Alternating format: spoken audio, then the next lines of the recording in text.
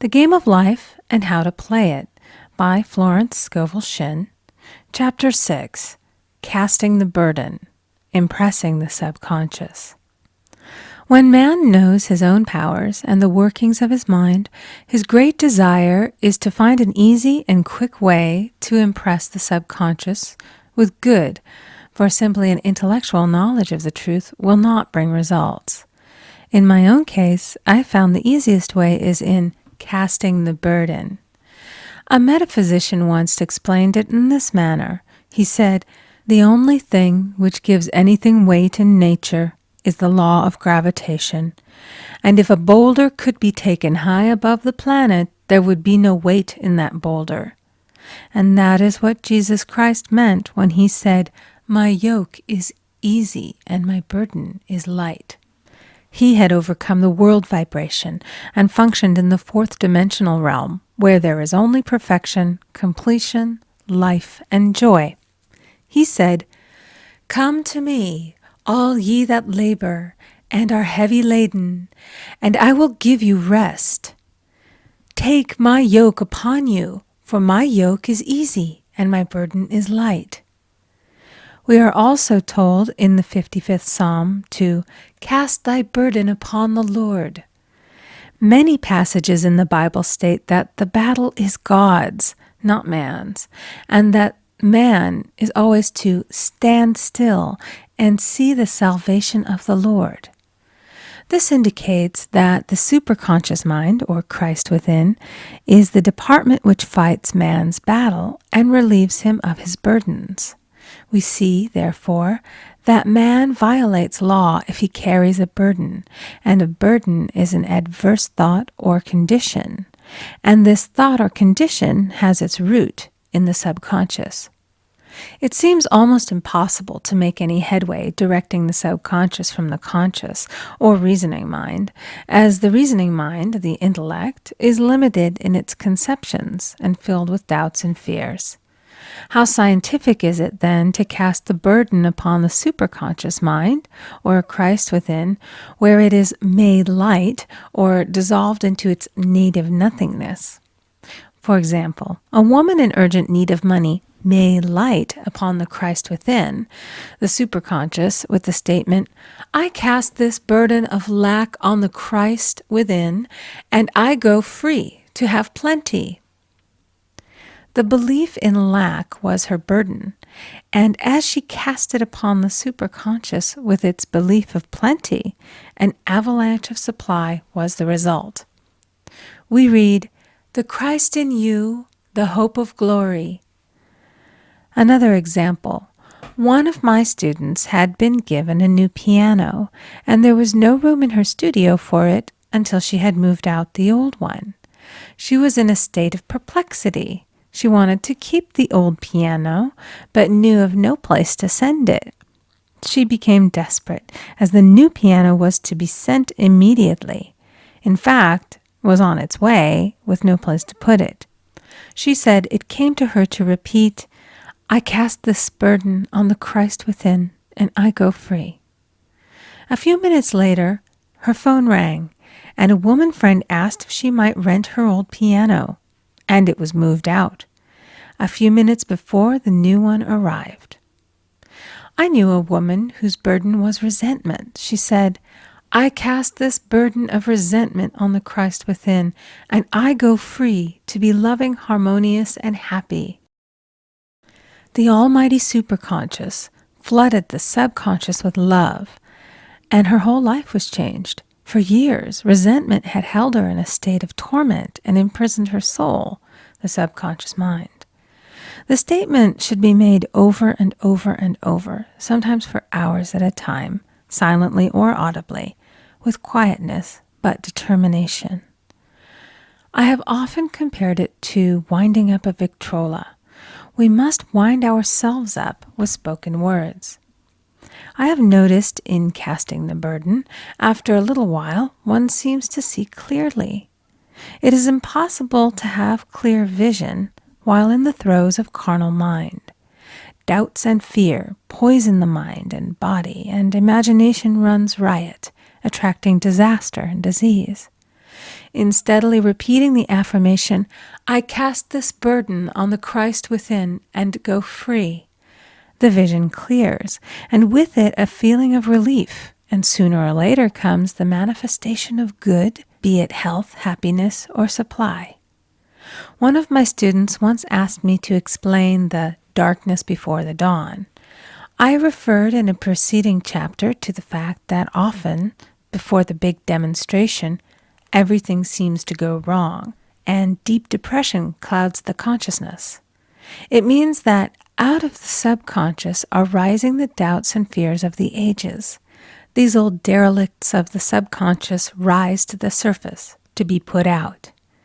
It is then that man should clap his cymbals like Jehoshaphat and give thanks that he is saved, even though he seems surrounded by the enemy, the situation of lack or disease. The student continued, "How long must one remain in the dark?" And I replied, "Until one can see in the dark." And casting the burden enables one to see in the dark. In order to impress the subconscious, active faith is always essential. Faith without works is dead. In these chapters, I have endeavored to bring out this point. Jesus Christ showed active faith when he commanded the multitude to sit down on the ground before he gave thanks for the loaves and the fishes. I will give another example showing how necessary this step is. In fact, active faith is the bridge over which man passes to his promised land. Through misunderstanding, a woman had been separated from her husband, whom she loved deeply. He refused all offers of reconciliation and would not communicate with her in any way. Coming into the knowledge of spiritual law, she denied the appearance of separation. She made this statement: "There is no separation in divine mind. Therefore, I cannot be separated from the love and companionship which are mine by divine right." She showed active faith by arranging a place for him at the table every day, thereby impressing the subconscious with a picture of his return. Over a year passed, but she never wavered, and one day he walked in. The subconscious is often impressed through music. Music has a fourth-dimensional quality and releases the soul from imprisonment. It makes wonderful things seem possible and easy of accomplishment. I have a friend who uses her Victrola daily for this purpose.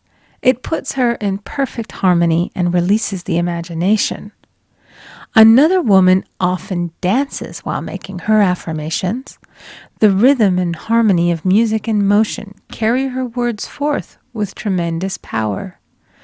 The student must remember also not to despise the day of small things. Invariably, before a demonstration come signs of land.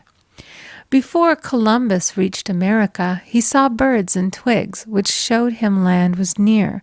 So it is with a demonstration, but often the student mistakes it for the demonstration itself and is disappointed. For example, a woman had spoken the word for a set of dishes. Not long afterwards, a friend gave her a dish which was old and cracked. She came to me and said, "Well, I asked for a set of dishes, and all I got was a cracked plate." I replied, "The plate was only signs of land. It shows your dishes are coming. Look upon it as birds and seaweed." And not long afterwards, the dishes came. Continually making believe impresses the subconscious. If one makes believe he is rich and makes believe he is successful, in due time he will reap. Children are always making believe, and "Except ye be converted and become as little children, ye shall not enter the kingdom of heaven." For example, I know of a woman who was very poor, but no one could make her feel poor. She earned a small amount of money from rich friends who constantly reminded her of her poverty and to be careful and saving.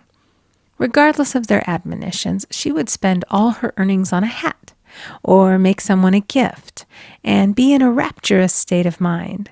Her thoughts were always centered on beautiful clothes and rings and things, but without envying others. She lived in the world of the wondrous, and only riches seemed real to her. Before long, she married a rich man, and the rings and things became visible. I do not know whether the man was the divine selection, but opulence had to manifest in her life, as she had imaged only opulence. There is no peace or happiness for man until he has erased all fear from the subconscious. Fear is misdirected energy and must be redirected or transmuted into faith. Jesus Christ said, "Why are ye fearful, O ye of little faith? All things are possible to him that believeth." I am asked so often by my students, "How can I get rid of fear?" I replied, "By walking up to the thing you are afraid of." The lion takes its fierceness from your fear. Walk up to the lion, and he will disappear. Run away, and he runs after you. I have shown in previous chapters how the lion of lack disappeared when the individual spent money fearlessly, showing faith that God was his supply and therefore unfailing. Many of my students have come out of the bondage of poverty and are now bountifully supplied through losing all fear of letting money go out. The subconscious is impressed with the truth that God is the giver and the gift. Therefore, as one is one with the giver, he is one with the gift. A splendid statement is, "I now thank God the giver for God the gift." Man has so long separated himself from his good and his supply, through thoughts of separation and lack, that sometimes it takes dynamite to dislodge these false ideas from the subconscious, and the dynamite is a big situation. We see in the foregoing illustration how the individual was freed from his bondage by showing fearlessness. Man should watch himself hourly to detect if his motive for action is fear or faith. "Choose ye this day whom we shall serve," fear or faith. Perhaps one's fear is of personality. Then do not avoid the people feared. Be willing to meet them cheerfully, and they will either prove golden links in the chain of one's good, or disappear harmoniously from one's pathway. Perhaps one's fear is of disease or germs. Then one should be fearless and undisturbed in a germ-laden situation, and he would be immune. One can only contract germs while vibrating at the same rate as the germ, and fear drags men down to the level of the germ. Of course, the disease-laden germ is the product of carnal mind, as all thought must objectify. Germs do not exist in the superconscious or divine mind, therefore are the products of man's vain imagination. In the twinkling of an eye, man's release will come when he realizes there is no power in evil. The material world will fade away, and the fourth dimensional world, the world of the wondrous, will swing into manifestation. "And I saw a new heaven and a new earth, and there shall be no more death, neither sorrow nor crying, neither shall there be any more pain, for the former things are passed away." End of chapter 6. Recording by Amy Conger.